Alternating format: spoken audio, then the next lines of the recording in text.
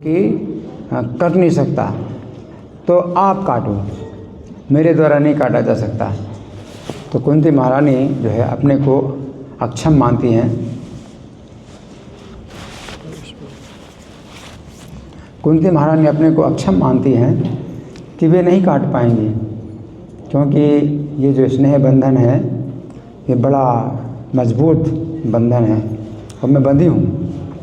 दृढ़म पांडुषु कृष्णेषु, तो पांडवों के प्रति भी मेरा स्नेह बंधन बड़ा जो है पक्का, बहुत मजबूत है, और विष्णुवंशियों के प्रति भी मेरा स्नेह बंधन बड़ा मजबूत है, तो इसको आप काट दीजिए। तो कुंती महारानी क्यों काटना चाहती स्नेह बंधन?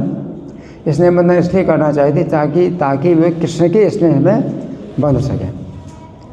तो कृष्ण के प्रति जो है स्नेह का जो बंधन है वो अपना बनाने के लिए जितने स्नेह बंधन है वो सब काटना चाहती हैं, और वो काट नहीं सकती हैं, तो भगवान से कह रहे हैं कि आप काट दो ताकि मैं आपके स्नेह के बंधन में बंध पाऊँ।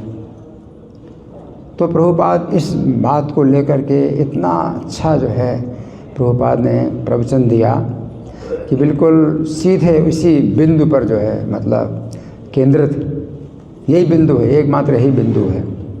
वास्तव में तुम कुंती महारानी का जो स्नेह बंधन है पांडवों के प्रति और वृष्णि या यदुवंशियों के प्रति, तो वो वास्तव में बंधन नहीं, क्योंकि ये कृष्ण के परिवार का है, ये कृष्ण के परिवार है। जो यदुवंशी ये कृष्ण के परिवार में है, तो यदुवंशियों के प्रति जो स्नेह का बंधन है तो वास्तव में आध्यात्मिक है, ये भौतिक नहीं है। और पांडव लोग भी जो है इतने बड़े भक्त हैं कृष्ण के कि उनको प्रहलाद से भी ज़्यादा बड़ा भक्त माना जाता है। कि श्री कृष्ण पांडवों के साथ उठते हैं, बैठते हैं, सोते हैं, जागते हैं, खाते हैं, पीते हैं, और उनके जो है दूत का भी कार्य करते हैं, उनके सारथी का भी कार्य करते हैं, उनको स्वयं गीता को उपदेश भी देते हैं। तो ऐसे पांडवों के प्रति जो है कुंती महारानी क्यों स्नेह बंधन काटना चाहती? लेकिन सिद्धांत ये है, हमारे लिए सिद्धांत ये है कि जब हमारे जो है भौतिक जो है आसक्ति के बंधन है और हम उनमें बंधे हुए हैं, तो फिर कृष्ण के प्रति हम आगे कैसे बढ़ सकते हैं? क्योंकि हमारे पैर जो है ऐसे बंधे हुए हैं कि हम पैर आगे बढ़ा नहीं सकते। तो सिद्धांत ये है कि हमारा स्नेह का बंधन जो है ये दूर हो, कट जाए। तो इसलिए प्रभुपाद जो है समाज में वर्णाश्रम धर्म की चर्चा करते हैं कि वर्णाश्रम धर्म जो समाज में बनाया गया है वो इसीलिए बनाया गया है कि आपका जो स्नेह बंधन है समाज के प्रति, अपने परिवार के प्रति, तो ये जो है कटे हैं।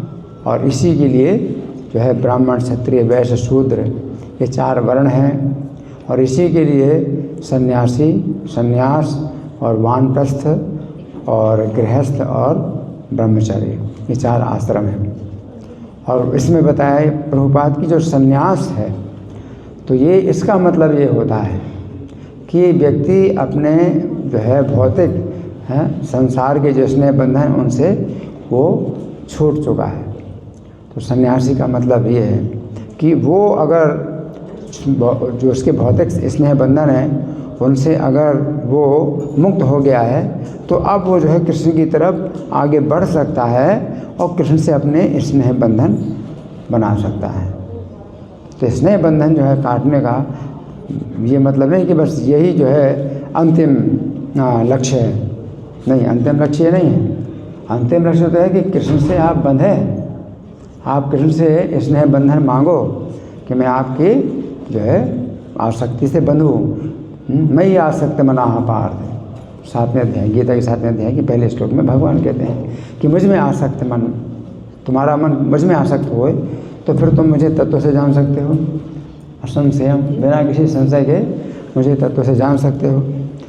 तो असली जो लक्ष्य है वो है कि श्री कृष्ण के चरणों में हमारी आसक्ति हो, ये लक्ष्य है। और इसके लिए जो उपाय है वो ये है कि हम भौतिक आसक्ति के बंधन से छूटें। तो इसलिए प्रभुपाद ने बड़े विस्तार से चर्चा की कि सन्यास का मतलब क्या होता है। तो प्रभुपाद ने पहले तो ये बात बताई कि सन्यास जो है ब्राह्मण को ही दिया जाता है, क्षत्रियों को, वैश्यों को और शूद्रों को सन्यास नहीं दिया जाता, ब्राह्मण को ही सन्यास दिया जाता है। तो 4 वर्णों में जो सबसे ऊंचा वर्ण है ब्राह्मण का, तो उससे जो है फिर आगे सन्यास होता है। तो ब्राह्मण के लिए प्रभुपाद बताते हैं कि 4 आश्रम होते हैं, ब्रह्मचर्य और गृहस्थ, वानप्रस्थ और सन्यास। क्षत्रिय के लिए 3 ही आश्रम हैं, ब्रह्मचर्य, गृहस्थ और वानप्रस्थ। क्षत्रिय के लिए सन्यास नहीं है। वैश्य के लिए 2 ही आश्रम हैं, ब्रह्मचर्य और गृहस्थ आश्रम। और शूद्र के लिए 1 ही आश्रम है, क्या? गृहस्थ आश्रम। तो फिर प्रभुपाद बताते हैं कि हमने जो सन्यास दिया विदेशी भक्तों को, जो सन्यास दिया, तो मेरे जो गुरु भाई लोग हैं उन्होंने जो है इस बात की निंदा की। तो प्रभुपाद के गुरु भाइयों ने निंदा की कि म्लेच्छों को, यवनों को प्रभुपाद ने सन्यास दिया। तो प्रभुपाद कहते हैं कि ये नार की बुद्धि है, इस प्रकार की बुद्धि नरक में ले जाएगी। क्योंकि पहले प्रभुपाद ने उनको वैष्णव बनाया, जो म्लेच्छ हैं, यवन हैं, उनको प्रभुपाद ने वैष्णव बनाया, है ना। और वैष्णव कोई भी बन सकता है, वैष्णव बनने के लिए कोई भी बंधन नहीं है, कोई भी व्यक्ति वैष्णव बन सकता है। और अगर वो वैष्णव बन गया तो सन्यासी से भी ऊपर है, वैष्णव तो सन्यासी से भी ऊपर है। क्योंकि वैष्णव क्या है? वैष्णव तो कृष्ण की आसक्ति के बंधन में बंधा है, जबकि सन्यासी तो केवल भौतिक आसक्ति के बंधन से छूटा है। तो अभी तो उसका जो है मतलब आगे उसको बढ़ना है कि कृष्ण की आसक्ति में बंधेगा। तो वो तो सन्यास तो जो है एक बीच की स्थिति है कि अभी वो मतलब तैयारी कर रहा है कि कृष्ण की तरफ जाए। लेकिन वैष्णव तो कृष्ण से क्या है? कृष्ण की आसक्ति, कृष्ण के नाम, रूप, गुण, लीलाओं में जो उसकी आसक्ति है, उससे वो जो है चूँकि बंधा हुआ है, तो उससे ऊपर कुछ नहीं है।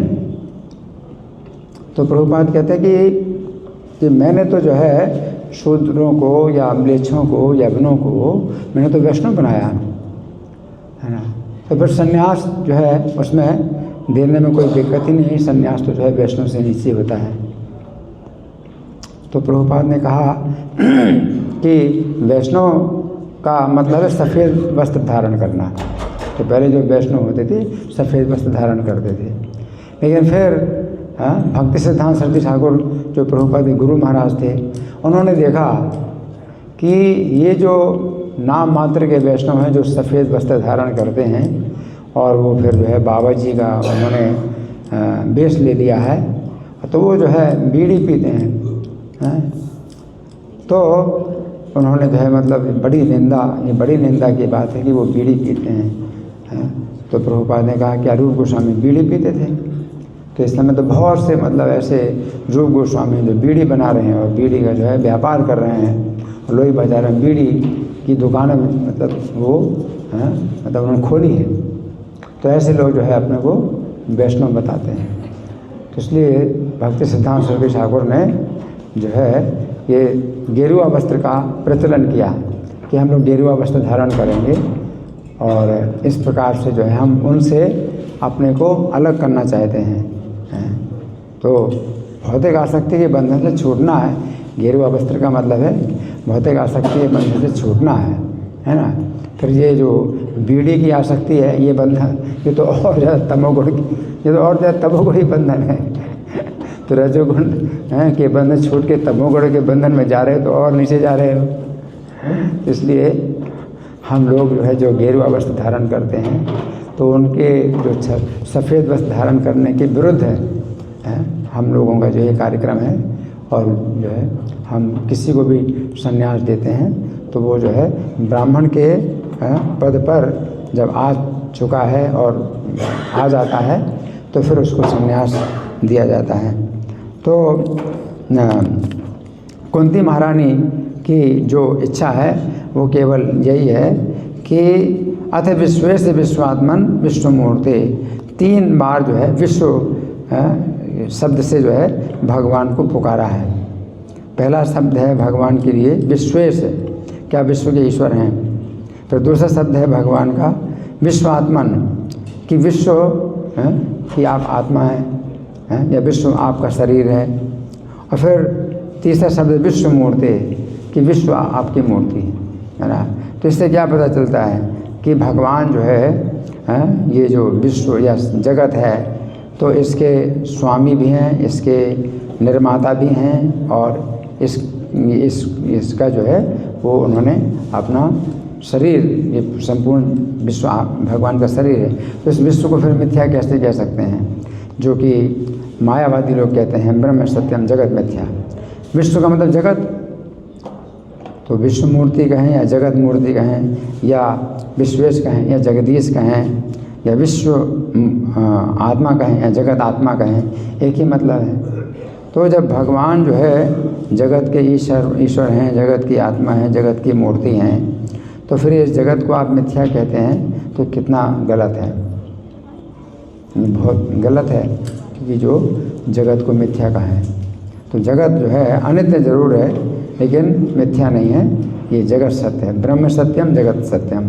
तो हमारा जो सिद्धांत है वो ब्रह्म सत्यम जगत सत्यम, भगवान भी सत्य है, जगत भी सत्य है ना। लेकिन जो मायावादियों का सिद्धांत है कि ब्रह्म सत्यम जगत मिथ्या, तो ये जगत मिथ्या है। तो जगत मिथ्या जब बोलते हैं तो फिर हमारा जो है एक दूसरे के साथ जो व्यवहार है वो भी सब मिथ्या है, और हम जो बोल रहे हैं वो भी मिथ्या, हम भी मिथ्या हो गए, हम जो बोल रहे हैं वो भी मिथ्या हो गया। तो अपनी ही जड़ काट रहे हैं,